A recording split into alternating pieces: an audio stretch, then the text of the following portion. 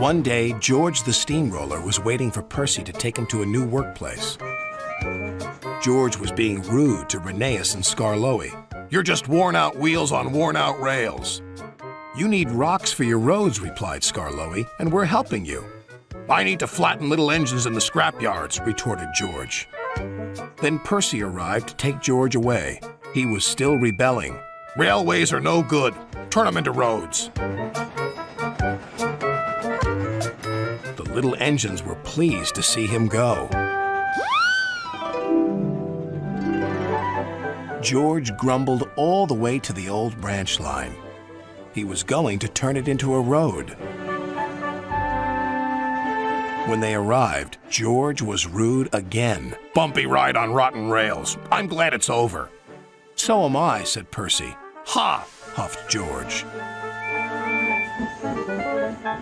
Percy was still fuming when he met Thomas.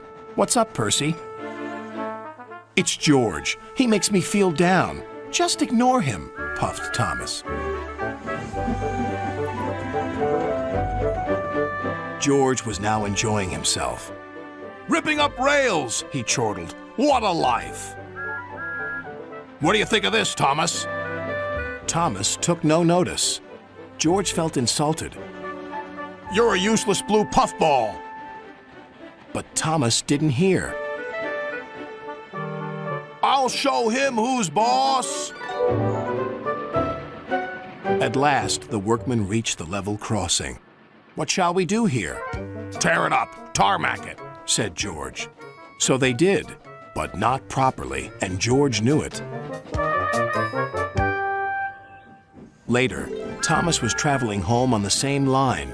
He was pulling freight cars filled with vegetables. The signalman had forgotten to warn his driver about the crossing. "That's nice. We don't need to stop," said Thomas happily. "Yes, we do," called his driver. But it was too late.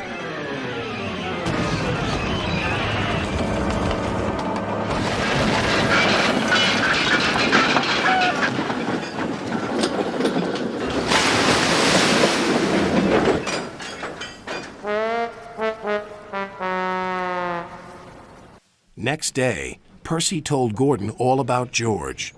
"Ha!" snorted Gordon. "You're just a small engine. That's why he's rude to you. He wouldn't dare cause me any trouble."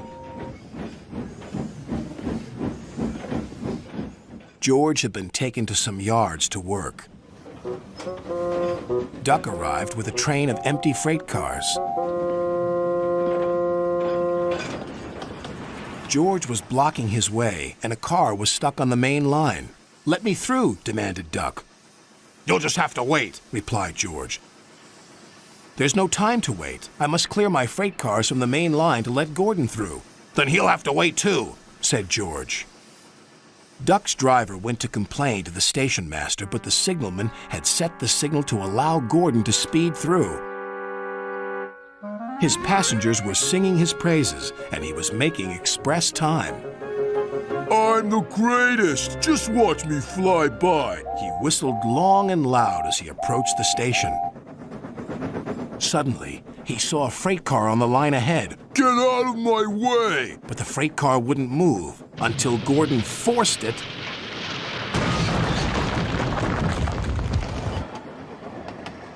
by accident. Gordon was worried that Sir Topham Hatt would be cross. He was, but not with Gordon. "Whoever caused this disturbance will have me to answer to." And he did, a few days later. "Look who's here," said Thomas. George had been found out by Sir Topham Hatt and punished. He looked miserable. "Now we'll get some peace at last," said Percy. "I want to get rolling again, but I've got to wait a whole week till I do." "And then you'll be just as rude as ever." "Eh, George?" "I hope not. Don't you?"